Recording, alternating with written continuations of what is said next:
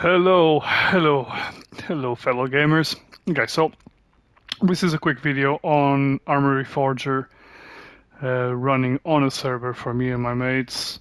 Just a bit of a quick tutorial on COE2.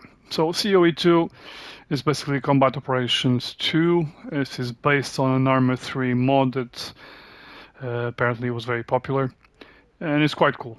So I prepared the server for me and my friends, and I'm just going to quickly show how the missions are set up and how to work with your loadouts, because they're highly customizable.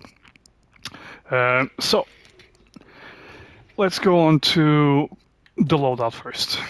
So with the loadout, we're using the mod Bacon Loadout Editor, although we can also use the regular loadout through the arsenal.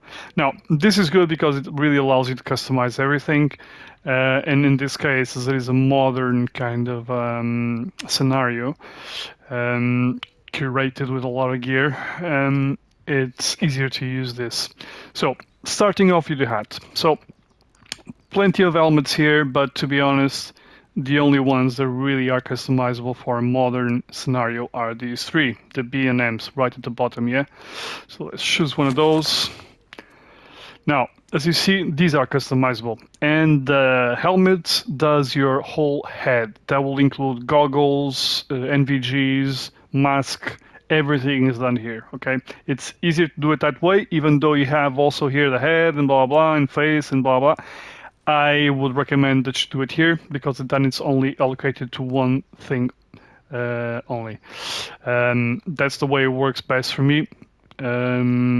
So basically, as you can see, when you press to edit, you get into all of these different things.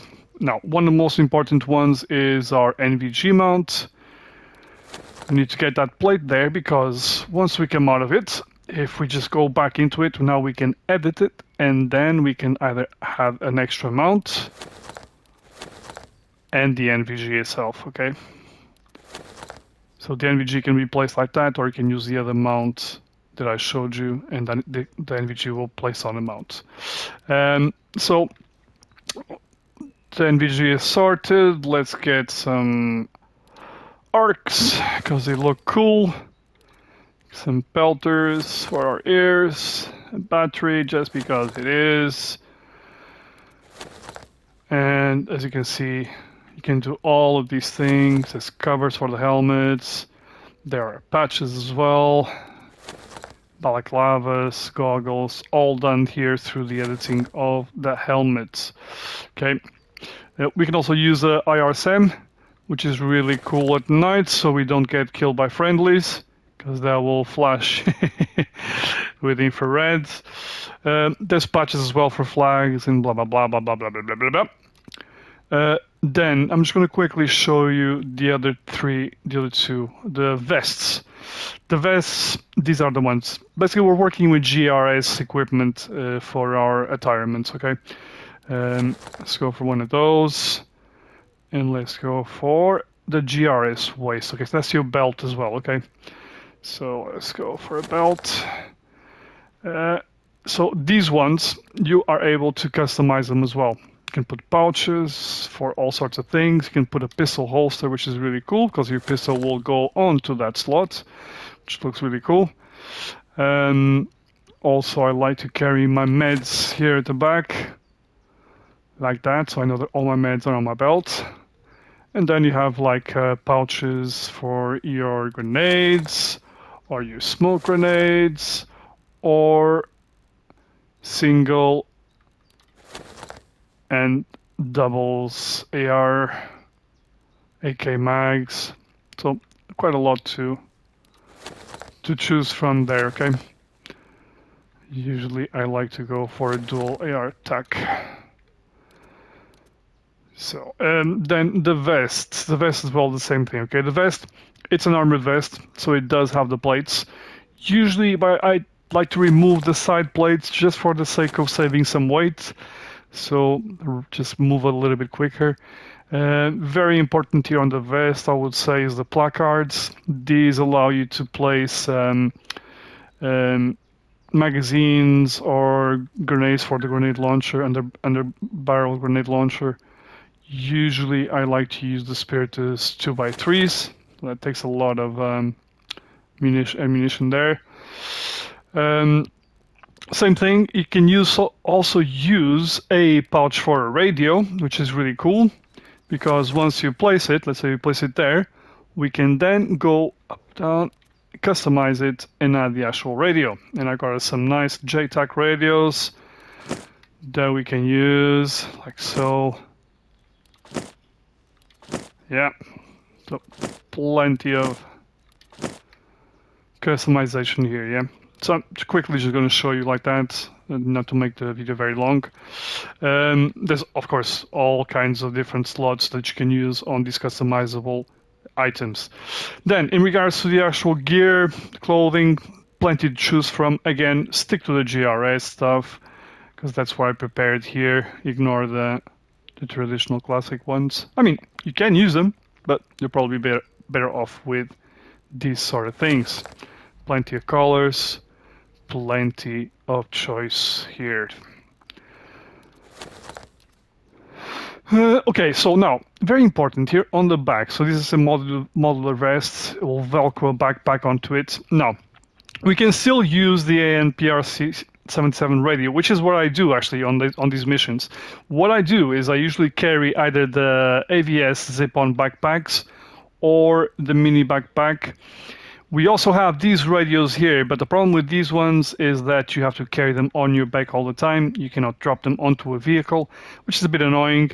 That's why usually what I do is I carry something like that, low profile, and then that will have enough space to put the actual radio backpack, the classic one, the AN PR77, which is really cool. So then we can put it into a vehicle and deploy it when we need. Now, in regards to shoes, we got 3 Vans, because that's what Special Forces use. So they can slide into some swimming, how do you call those things? Fins. Okay, handwear. The handwear actually can do it here. Plenty of choice there as well. And there you go. That's pretty much done. Let's go on to the weapons quickly. So on the weapons, actually let's get our binoculars, let's get our wristwatch.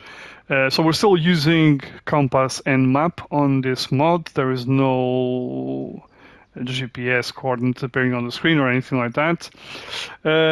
But for the weapons, in regards to the weapons, of course, we have the classic ones for NATO. And yep, we got a few of the goodies. This is a very good DMR M110, really, really nice. Then we have MCX and LLAWs. These are quite cool as well. Then the MPX, which is the new MP5s, nice and light, very quiet, these ones with a silencer. And then I like this, the C553 and 550. Very good assault rifles. 553 more compact, 550 more of a battle rifle. The tactical ones will have the slots for attachments. The other ones will be more classic looking for simpler kind of setups.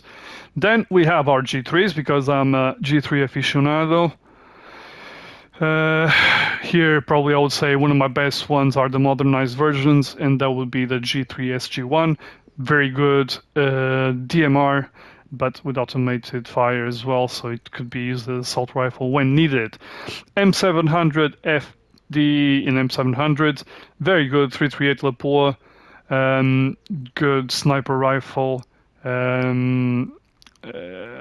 It's single load each one, so you need to load up every bullets. Bacon M4 blocks, these are very good, low recoil M4s, highly customizable. Martin, that's a very, very nice sniper, semi-automatic, 338 Lapua as well. HK416D, very good mod for the 416, highly good customization and very good, very light, very good recoil management. And a KSC M110K1, which is basically a G28 but done in America for them. So that's weapons. Now, in regards, let's choose one quick weapon here just to show you. Let me get my. Let's get the 416.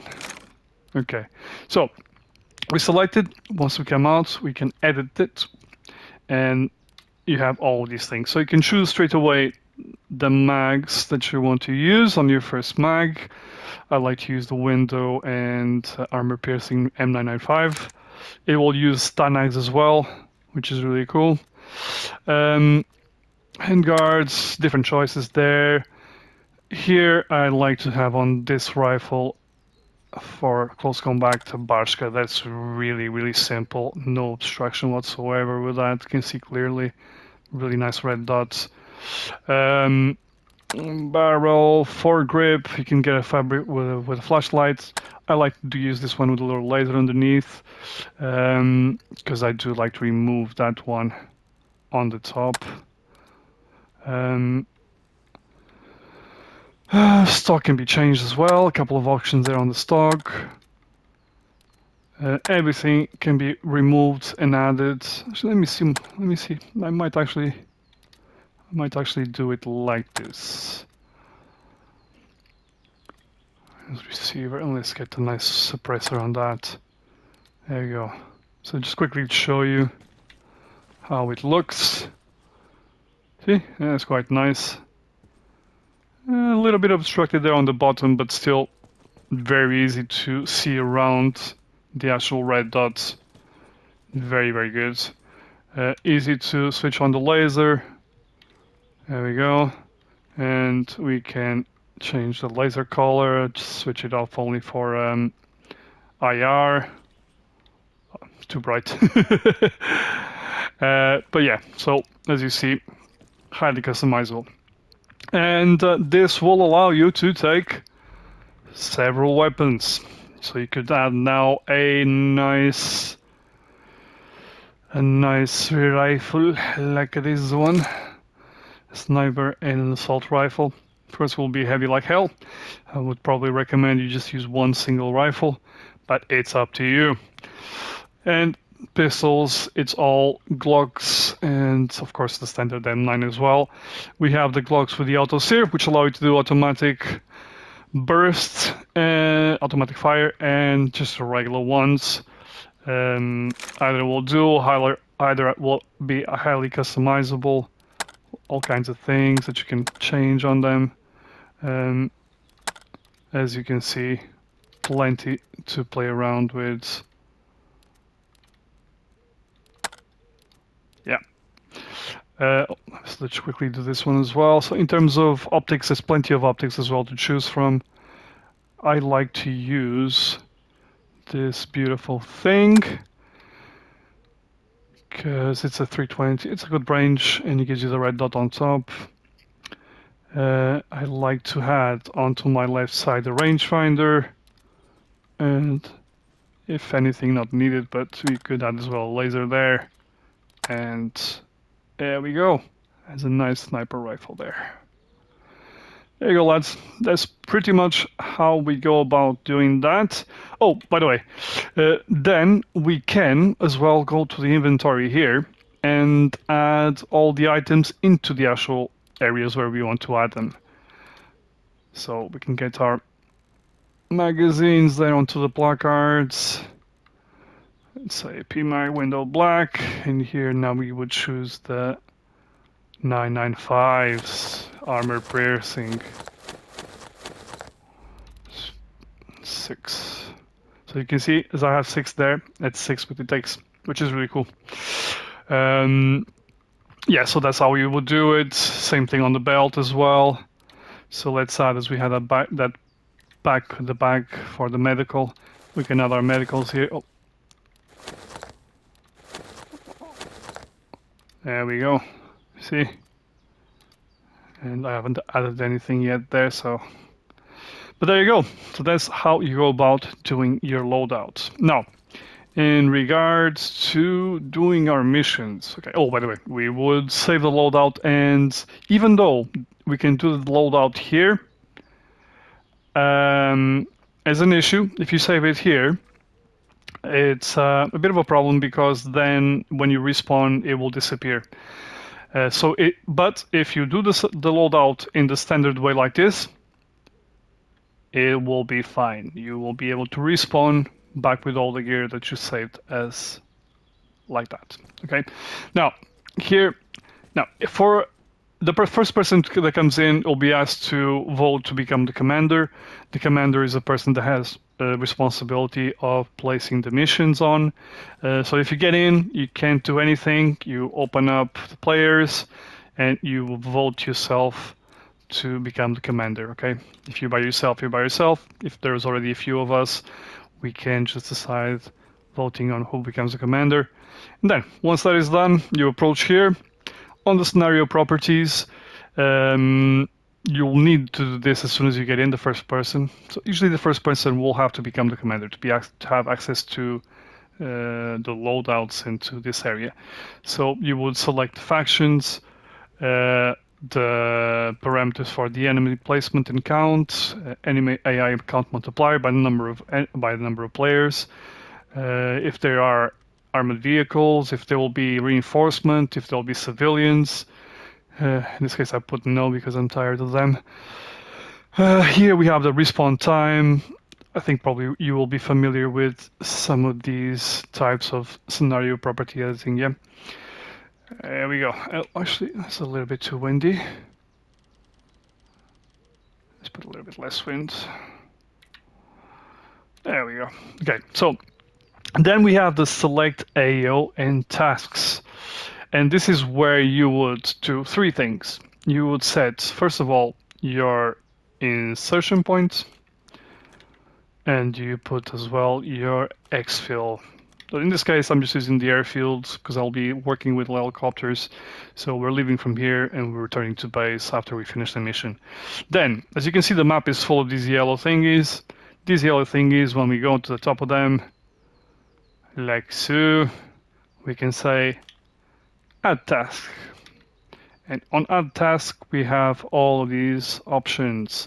That will be our missions. So let's say destroy a vehicle, and then on Gillnet Pond, we can also do a capture officer or kill officer, clear the area, find intel. Let's find the intel.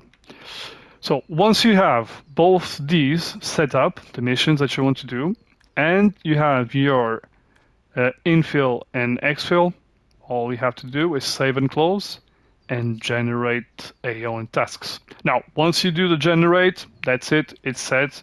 You can't change anything else. The only thing you can do now is to actually build. This will take you almost like a game master kind of modes with the equipment that we have available. And here you would set up the equipment that you would need.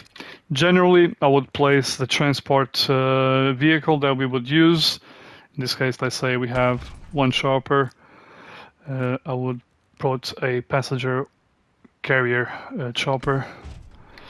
And by the way, this is the only one that is able to take more than two people, yeah? MH6M. Then usually I would place as well, just in case there's any bugs and we need to reload our loadout, the arsenal truck will be placed here. Also because we need to pick up a radio from there, the backpack radio, the ANPR-77, to carry with us for deployment. And if anything, you could place some AI soldiers here if you wanted. Usually I just place a couple of little jeeps just in case someone needs to come into, and an ambulance as well for some meds if we need. So very simple, just a couple of vehicles in case we need to use vehicles. It will be dependent on the mission, what we're doing. Yep. Once we've done that, all we have to do is deploy. Of course, if you want to change it, you can cancel all AOs and redo everything again. Let's deploy. So deployment, there we are. And here, usually what I would do is I would go straight away to the truck And here I would grab the radio. Should be on page 30 if I'm not mistaken. Yep, the 29. So as you see, it transferred it across straight there onto the backpack. Yeah.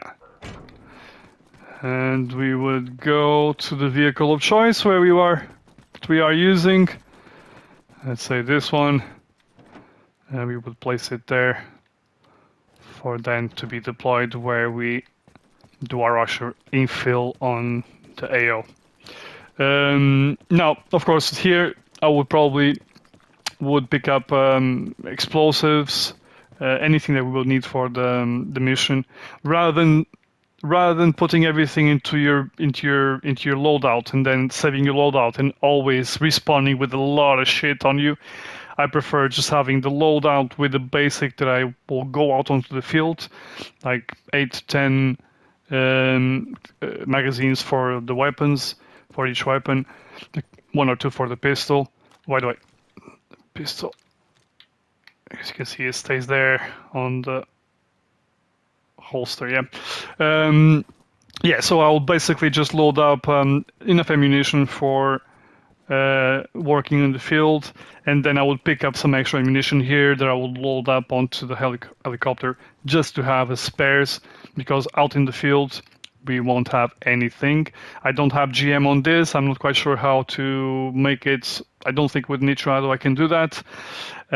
So I cannot make things appear or disappear. Also, the cool thing is, I have no idea where the enemies will be placed. They will be about on those areas. If we open up the map, actually I forgot to grab a map.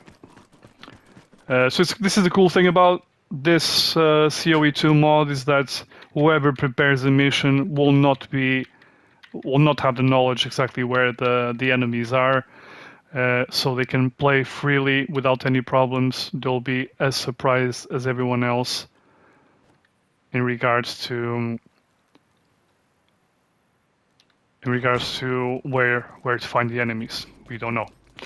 So if we open the map now, you can see we have our areas of operation. That's the radio that I have set up, which is about 300 meters. Once we are ready, we just select the mission, assign it, and we go for it. Yeah, pretty simple, yeah, pretty straightforward. Hope you guys will join me one of these days to try it out. Take care, lads.